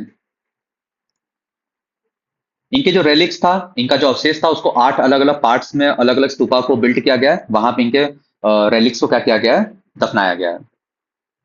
बुद्धिस्ट जो काउंसिल था, अब थोड़ा इसके बारे में था देख लेते हैं कि the Buddhist council held inside the Bihar. First Buddhist council Rajagiri 483 BC, second Vaishali 383 BC, third council Pataliputra 250 BC. तो ये पूरा काउंसिल था। असल में जो चौथा है वो इतना इंपॉर्टेंट इसलिए नहीं क्योंकि ये हमारे बिहार में नहीं हुआ था, ये आउटसाइड ऑफ द बिहार हुआ था, कश्मीर में हुआ था। तो जो पहला काउंसिल हुआ था वो 483 बीसी में हुआ था, सप्तपर्णी केव में, राजगिरी में। प्रिसाइड किया गया था महाकश्यप के द्वारा, under the direct imperial patronage of king Ajatashatru. Ajatashatru के टाइम में हुआ था, ये तो हम लोगों ने देख ही लिया। इसी में क्या किया गया था? कंपाइल किया गया था सूत पिताका बाई आनंदा। आनंदा इन्हीं के शिष्य थे।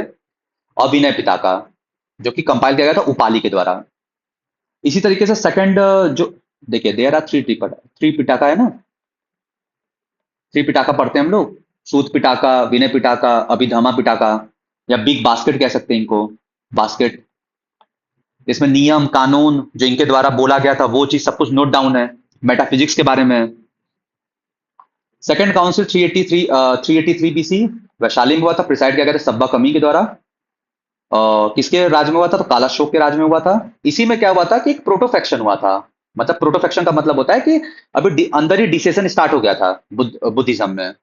एक कंजर्वेटिव कंजर्वेटिव वो था, दल था, इसका नाम, जिसको हम लोग क्या कहते थे? स्थारीरवाद, स्थाविरवाद, जिसको थेरवाद भी कहते थे, थेरावाद। और एक था महासंघिका, महायान और हीनयान सुने होंगे ना, वही है। थर्ड बुद्धिस्ट काउंसिल जो कि 250 बीसी में हुआ था, और इसका कैपिटल क्या था? कहाँ पे हुआ था? तो पाटलिपुत्र में हुआ था। प्रिसाइड किसके द्वारा किया गया था? मोगलीपुता तीषा के द्वारा किया गया था, एम्परर अशोका के राज में।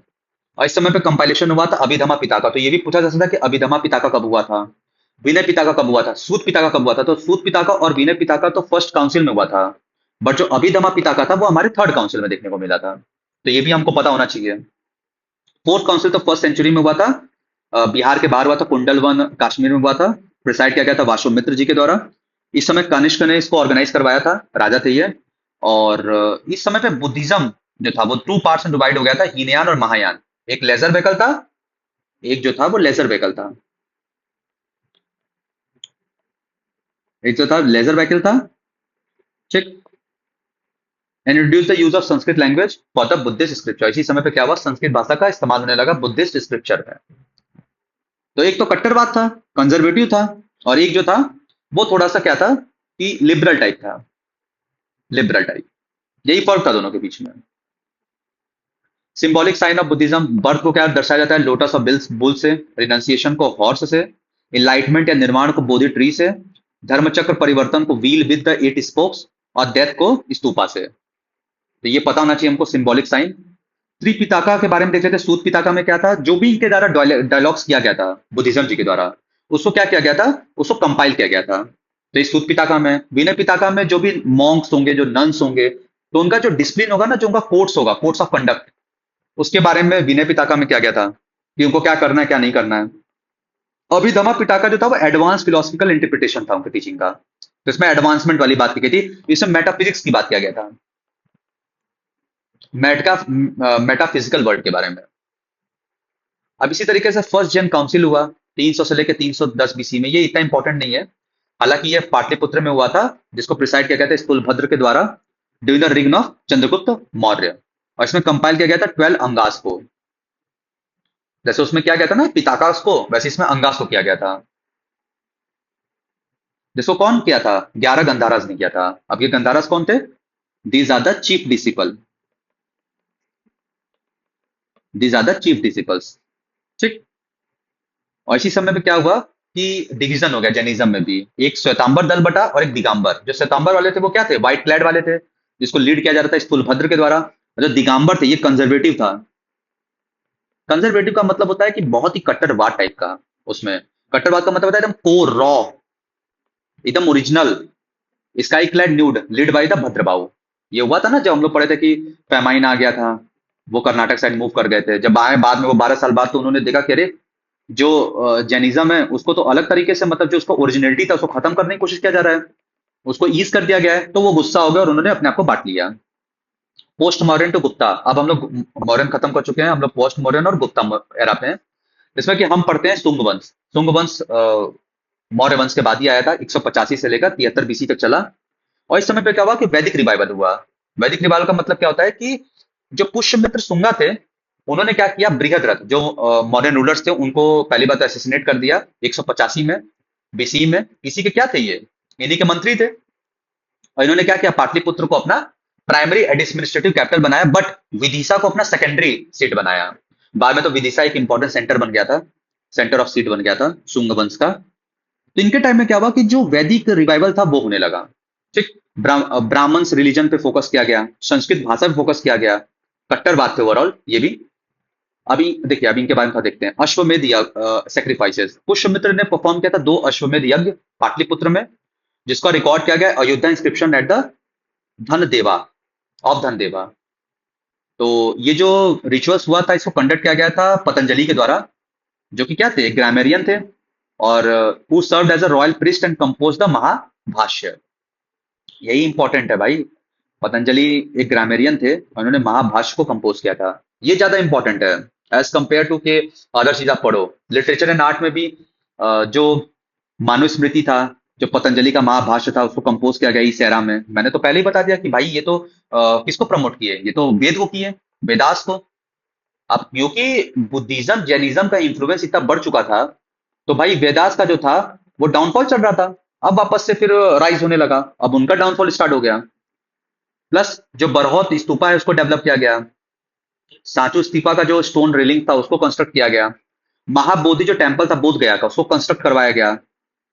यवन डिफेंस, इन्होंने क्या किया, जो ग्रीक इन्वेडर थे डेमेट्रियस वन, उन्होंने अटैक किया था पाटलिपुत्र में इन्हीं के समय में। और ये डिफीट हो गए, defeat by the Pushyamitra grandson, जिनका नाम था वासुमित्र। इन्हीं के जो पोते थे वासुमित्र, उन्होंने डिफीट कर दिया डेमेट्रियस वन को। हेलियोडोरस पिलर, एक लैंडमार्क स्टोन पिलर जिसका नाम, जिसको हम लोग कहते हैं गरुड़ ध्वज, इसको इरेक्ट किया गया था कहाँ पे, विदिशा में, बाई हेलियोडोरस।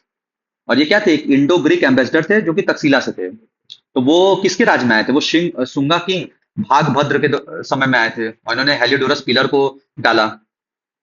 इससे क्या हुआ कि जो इंडो ग्रीक्स जो डिप्लोमेसी था वो बढ़ पाया।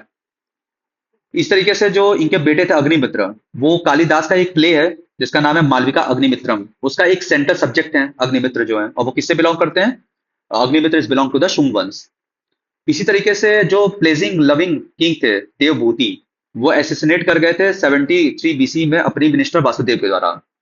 और उसके बाद क्या हुआ कि ये जो वंश था वो खत्म हो गया, और उसके बाद कानवा वंश आया, कनवा वंश 73 से लेकर 28 बीसी तक मगध में। तो देख रहे हो आप, हिस्ट्री में मतलब कत्लेआम मचा हुआ है, कोई ना कोई किसी ना किसी को मार के अपना गद्दी संभाला और अपना वंश डाला। अब देखिए कुषाण के बारे में पढ़ लेते हैं। कुषाण क्या थे? One of the branch of Asian Yuezhi tribes. ये माइग्रेट किए थे बाहर से और ये फाउंड किया गया था कुजुल कदबीसेस के द्वारा। प्लस जो वीमा कदबीसेस थे, उन्होंने नॉर्थ वेस्ट इंडिया में अपना एक्सपेंशन किया।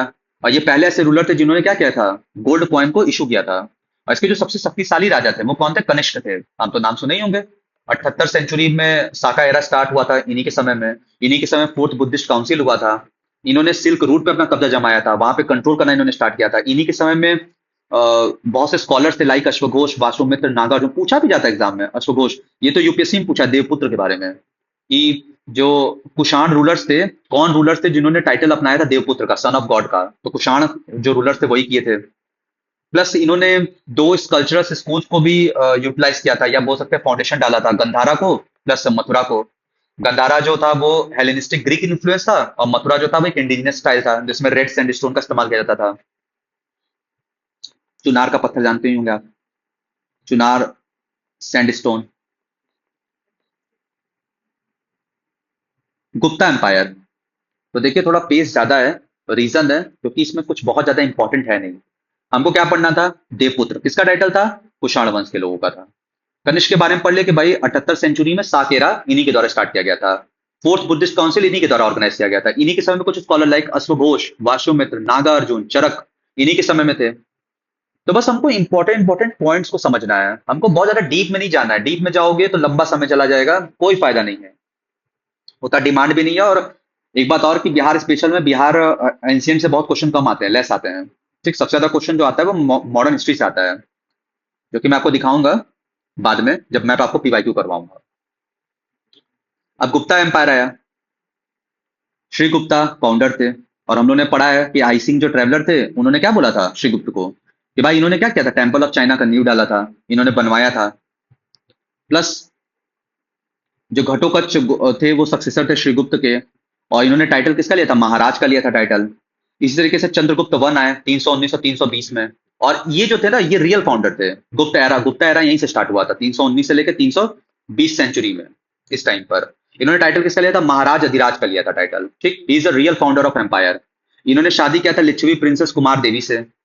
तो इससे क्या हुआ? इससे एलिवेट हुआ political standing. Plus is become the first Gupta ruler जिन्होंने इशू किया था गोल्ड कॉइन और रिलीज किया था king queen type gold coin.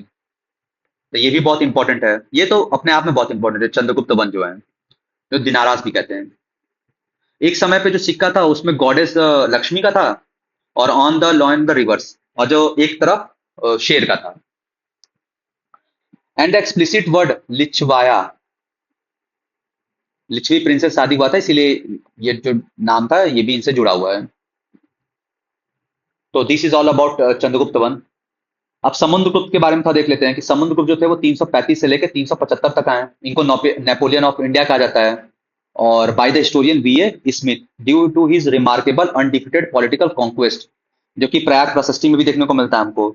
अब जो प्रयाग प्रशस्ति था वो कंपोज किसके द्वारा किया गया था? हरिसेन, इन्हीं के कोर्ट पोएट थे, उनके द्वारा कंपोज किया गया था। The text record that he defeated the 9 king of Aryavarta, इन्होंने 9 राजा को हराया था आर्यव्रत के। 12 king of Dakshinapatha, and refer to him as a Licchavahi dauhitra. ये टाइटल याद रखेगा, is a grandson of Licchavis. जो नालंदा कॉपर प्लेट इंस्क्रिप्शन था, गया कॉपर प्लेट और जो Allahabad inscription officially accord in title the परम भागवत। तो दिस इज ऑल्सो इंपॉर्टेंट कि जो परम भागवत था वो किसका टाइटल था? तो वो किसका टाइटल था? हमारे समुद्रगुप्त का था। ये वैष्णविज्म को फॉलो करते थे, विष्णु भगवान जी का पूजा करते थे। प्लस इन्होंने अश्वमेध यज्ञ भी परफॉर्म किया था। अश्वमेध यज्ञ तो हम लोग ने शिव वंश के क्वेश्चन में तो श्रृंगा का भी देखा था हम लोग ने। तो डिपेंड करता है क्वेश्चन कहाँ से बन रहा है और क्वेश्चन में ऑप्शन क्या है, ये बहुत जरूरी है। He was accomplished musician depicted playing the veena on his gold coin, and he was titled a कविराज। इनको कविराज का टाइटल भी मिला था। किंग अमंग द पोएट्स, बहुत अच्छे कवि थे, वीणा बजाते थे। तो this is all about Samudragupta, Napoleon of India by historian V A Smith. Plus Licchavahi dauhitra इनको कहा जाता था। परम भागवत का टाइटल भी था इनके पास। और इनका जो एक होता है ना इंस्ट्रूमेंट, वीणा, गोल्ड कॉइन पे वीणा इनके इस पे छपा था। लक्ष्मी किस में था? हम लोगों ने अभी देखा था चंद्रगुप्त वन पे था। The Buddhist king of Sri Lanka Meghavarman sent a diplomatic envoy seeking the explicit permission to build a grand monastery and temple at the Bodh Gaya for visiting Buddhist pilgrim, which Samudragupta granted. तो देखिए ये बड़ा important है हमारे Bihar point of view से कि मेघवर्मन थे एक श्रीलंका के राजा, बुद्धिस्ट किंग थे। उन्होंने परमिशन लिया था, किससे लिया था? समुद्रगुप्त से लिया था कि भाई वो मोनेस्ट्री बनवा सके और टेम्पल बनवा सके। कहां पर? बोध गया में। तो ये इंपॉर्टेंट हो गया। इसी प्रकार चंद्रगुप्त दो आए, विक्रमादित्य जिनको कहते हैं, 375 से लेकर 415 में। इन्होंने एलिमिनेट किया रामगुप्त को, उनके भाई थे, और गद्दी पे बैठ गए। ही कंप्लीटेड डिफीटेड वेस्टर्न शाक सत्रप रुद्र सीमा 3। इन्होंने क्या किया? शाक, शाक के राजा थे जिसका नाम था रुद्र सीमा 3, इनको हराया 389 सेंचुरी में। और टाइटल लिए विक्रमादित्य और सकारी, साक वंश को खत्म किया, इसलिए सकारी इनका टाइटल था, डिस्ट्रॉयर ऑफ साकास।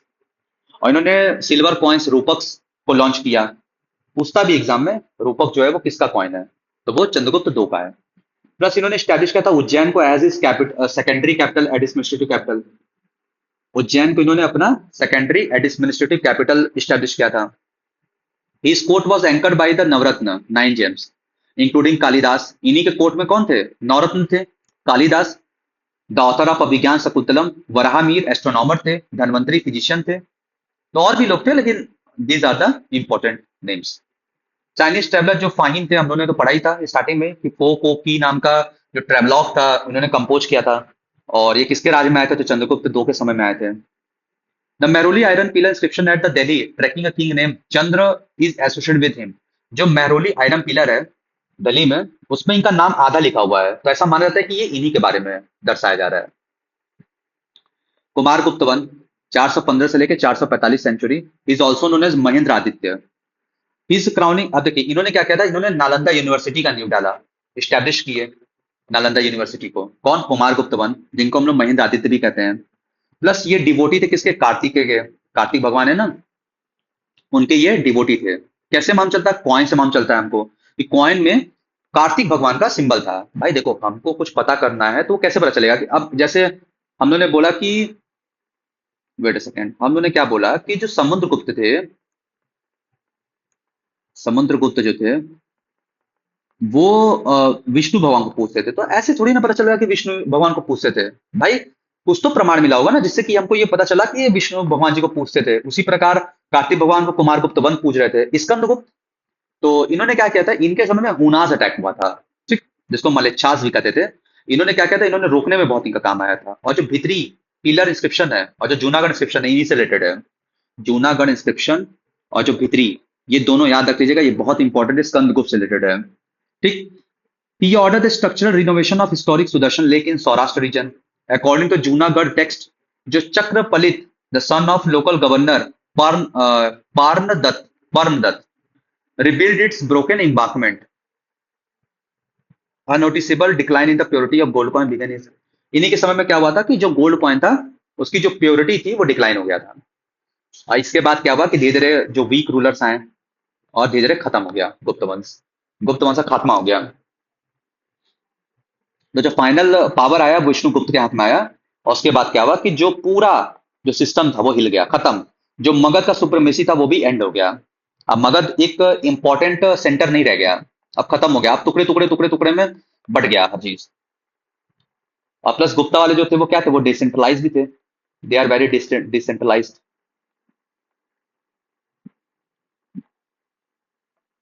बस यहीं तक है, खत्म हो जाएगा। तो आई होप समझ में आ गया होगा आपको लाइन से।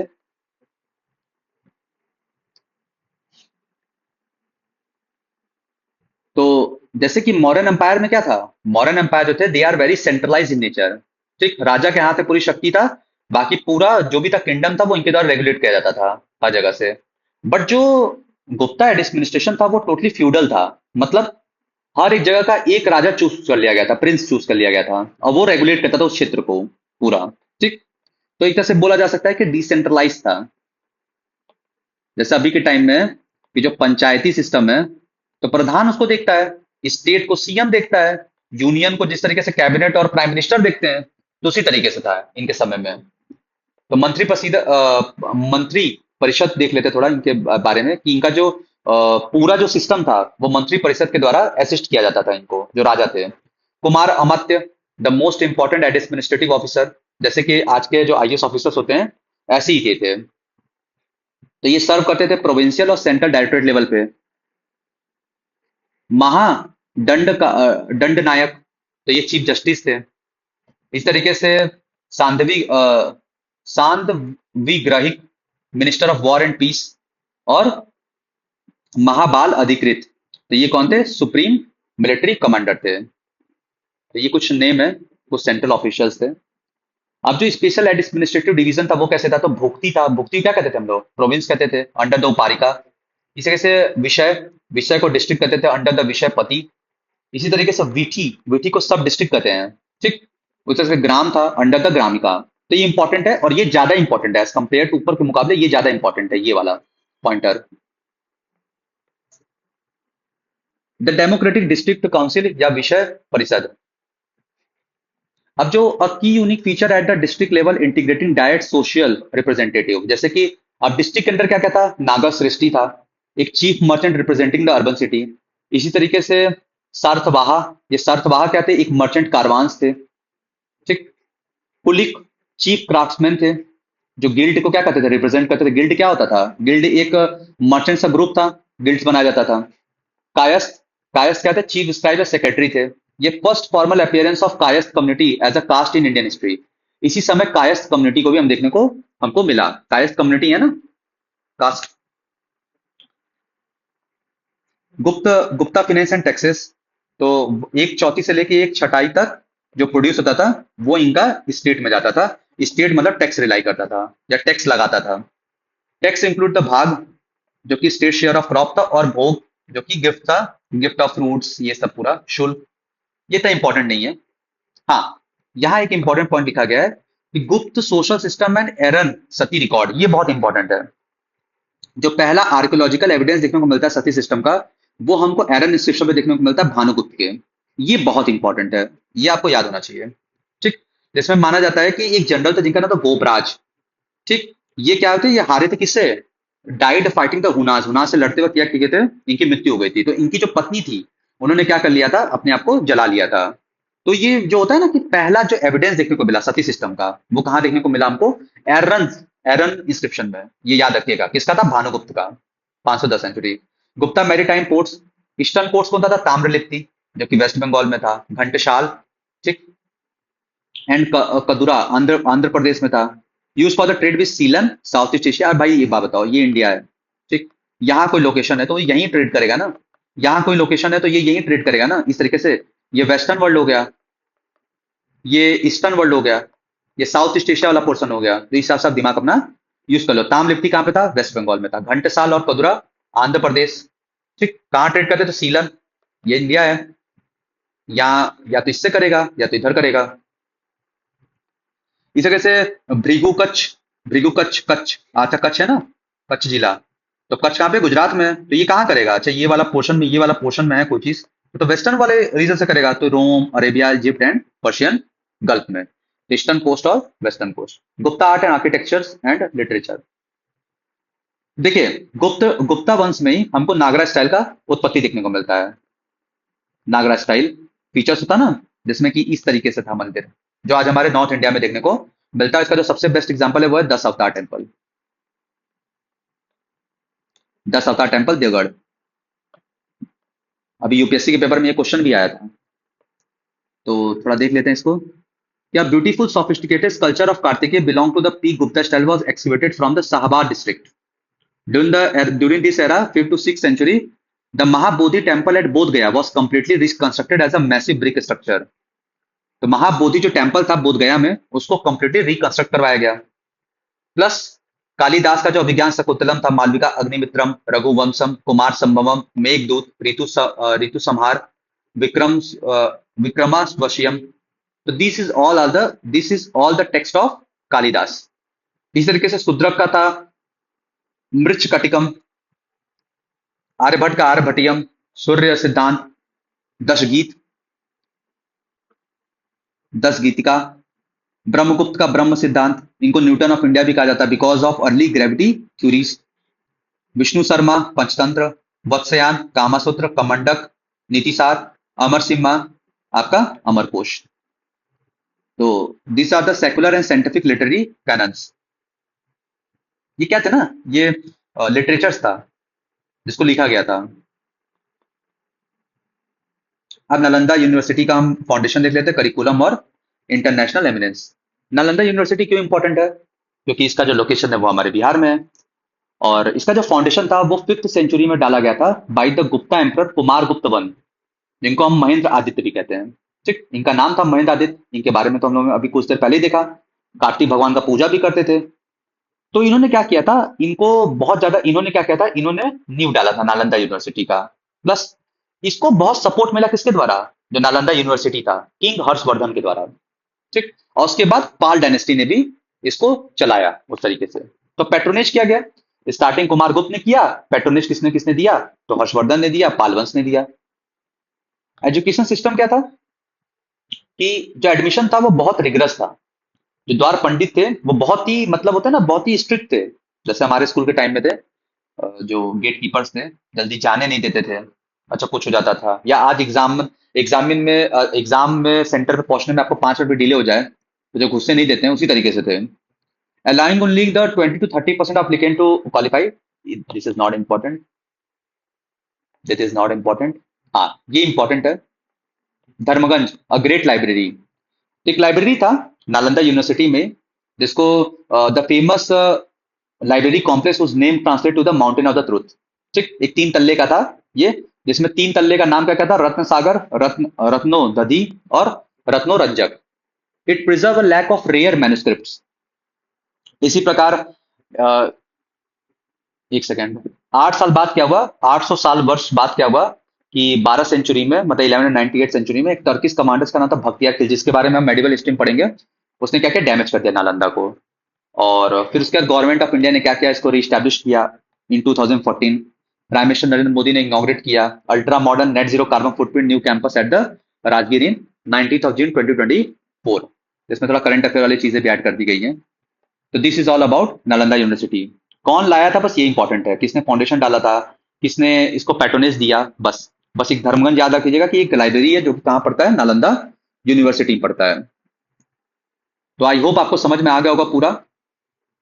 बाकी कोई दिक्कत है, कोई बात है, आप एक बार कमेंट बॉक्स में जरूर लिखें। कोई कमियां हैं उसको भी बताएं, उसको दूर करने की पूरी कोशिश किया जाएगा बीपीएससी मंत्र ऑफिशियल के द्वारा। प्लस इसका जो पीडीएफ है उसके लिए आप मुझे मेल कर सकते हैं। टेलीग्राम तो अभी बैन है, तो अभी तो फिलहाल मैं टेलीग्राम को ऑन होने में 22 जून लगेगा, तो फिलहाल इसमें टाइम है, तो आप मुझे मेल ही कर दीजिएगा। Thank you so much.